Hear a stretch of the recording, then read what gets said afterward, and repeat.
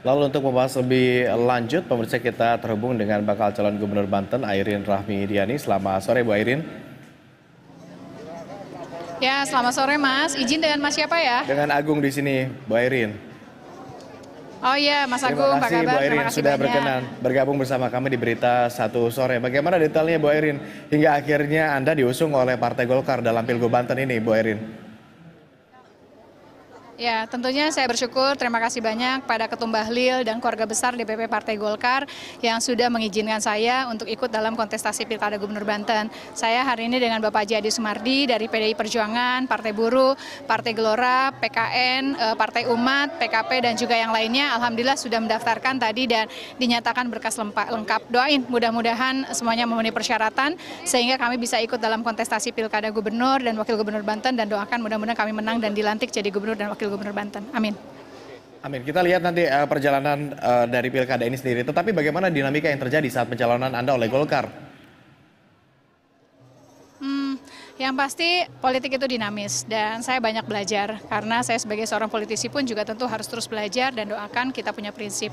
Tetapi yang pasti semua partai politik punya tujuan yang sama, kebermanfaatan untuk masyarakat, dan pilkada bagian dari kontestasi yang harus dilakukan oleh kita dan juga partai politik. Jadi sekali lagi terima kasih banyak kepada Ketum Bahlil dan juga DPP Partai Golkar yang sudah memberikan kepercayaan dan juga B1 KWK-nya kepada saya dan Pak Haji Ade, dan juga tentu dengan PDI Perjuangan dan teman-teman partai pengusung lainnya non-parlemen.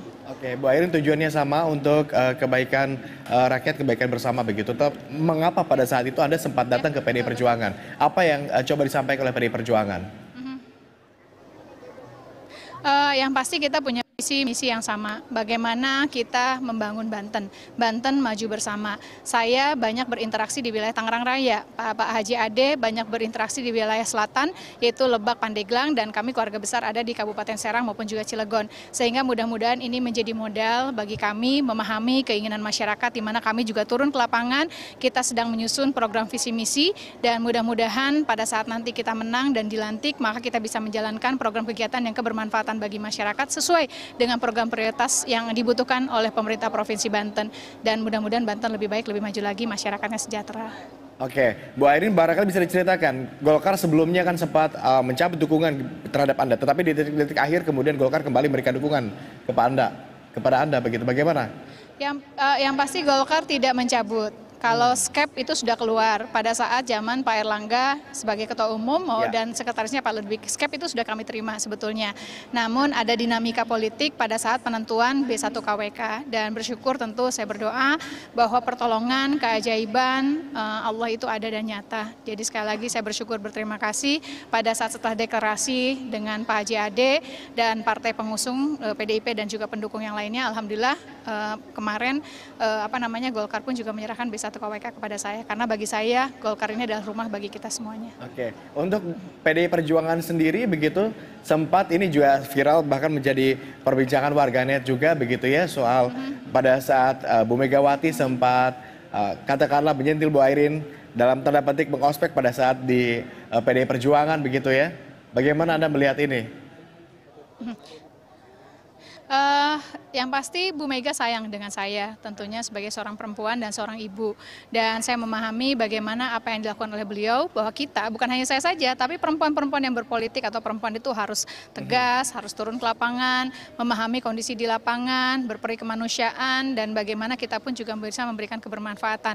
Apa yang disampaikan Bu Mega betul-betul menjadi pemacu, pemotivasi bagi kami perempuan bisa berkiprah dimanapun, kapanpun, yang penting kita fokus dan memberikan kebermanfaatan. Jadi saya merasa itu hal yang sangat luar biasa, karena saya langsung diberikan pembelajaran dan pengajaran oleh seorang Ibu Megawati yang bagi saya tokoh perempuan hebat di Indonesia yang luar biasa, karena presiden pertama di Indonesia adalah Bu Ibu Mega, dan udah lama sekali memimpin partai sampai dengan hari ini, yaitu memimpin partai PDI Perjuangan. Jadi saya salut sama beliau, dan banyak hal yang saya bisa ambil dari sosok seorang Ibu Megawati. Setiap manusia pasti ada kekurangan dan kelebihannya. Tapi bagaimana kita bisa melihat segala sesuatunya.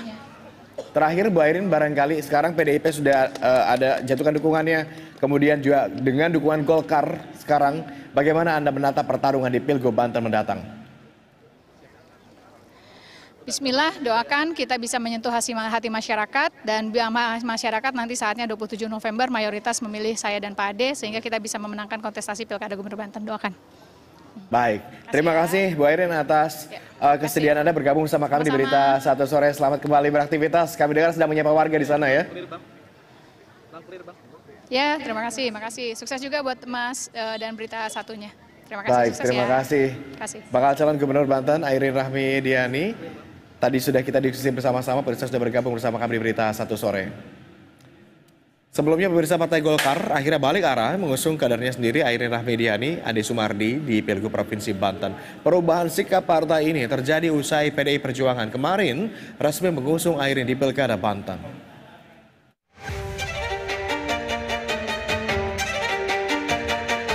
Pilkada serentak 2024 memang penuh kejutan.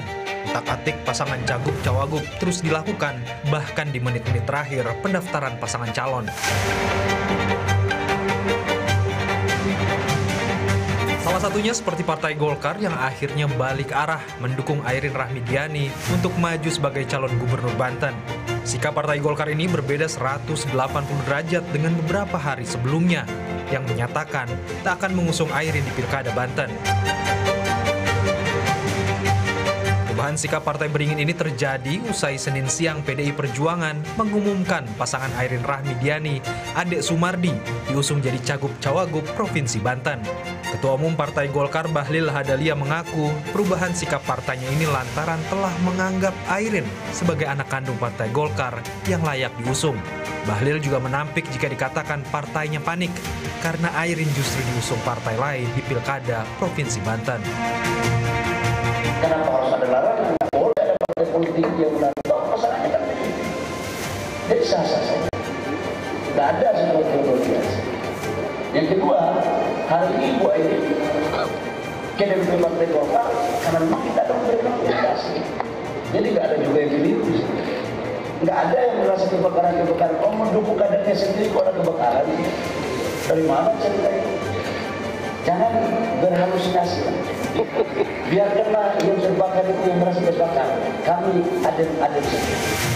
Sebelumnya, Partai Golkar telah memberi rekomendasi kepada pasangan Andra Soni dan Dimyati Natakusuma. Zulfakar, Jakarta.